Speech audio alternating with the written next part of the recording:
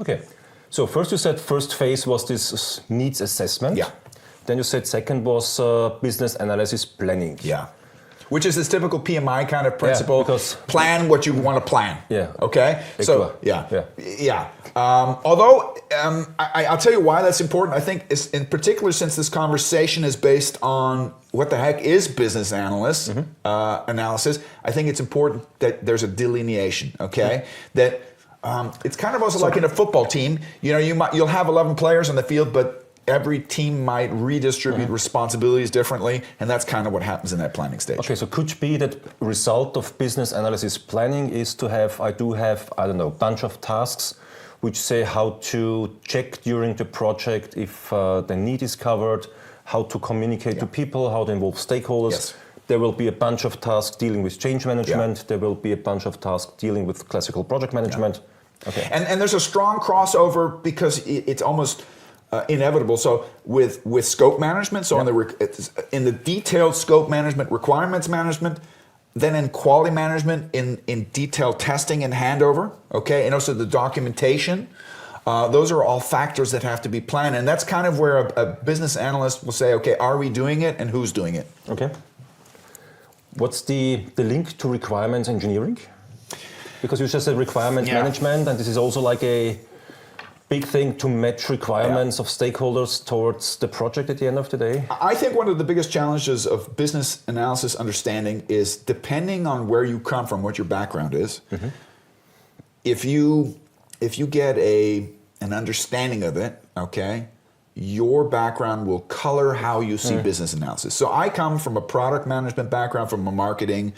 For me, you know, decision trees, cause and effect diagrams, PESTLE, everything that's also very strongly in this change. That's where I feel totally at home. Anywhere where I can shape, where we can break strategy down into building blocks, I love that kind of stuff, right?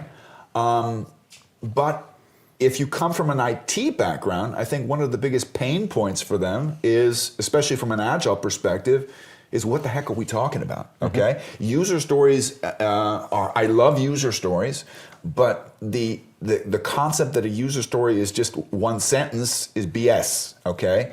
The big difference between agile and predictive project management, I think that the predictive, and this is actually a hybrid approach, predictive project management is better at high level initiation and planning.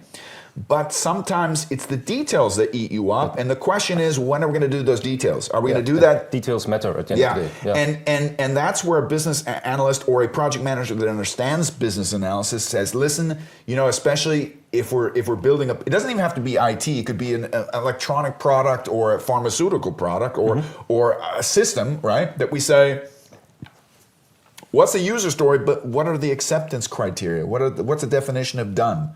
What are the specific features? What are the smart measurable features that need to be done? And this requires talking to the subject matter experts, because the subject matter experts will say, well, I understand what your need is, but you haven't told me what the technology is. So to discern which technology you're using, right, requires a detailed engagement, which says, okay, I have to be able to talk to the multiple users, because it's not just the sponsor. The sponsor often doesn't know what the requirements are. You have to talk to clients. You have to talk to end users. You have to talk to business managers. Okay, and I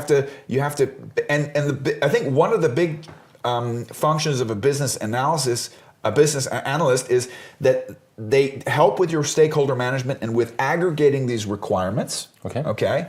And making sure, and then we're getting into another bingo word here, configuration management, right? Configuration management, by definition, is knowing what stakeholders there are and what their needs and requirements are, and pointing out where these requirements are in conflict with one another, and making sure, before we get too far into execution, we know what the heck we're doing. Okay. And just to follow up, because that's the latter stage of it, towards the end of execution, who's going to verify this? Because that's what UAT is. Okay, who's going to verify? And this is, in German we say Fitzelarbeit, which is basically detail work.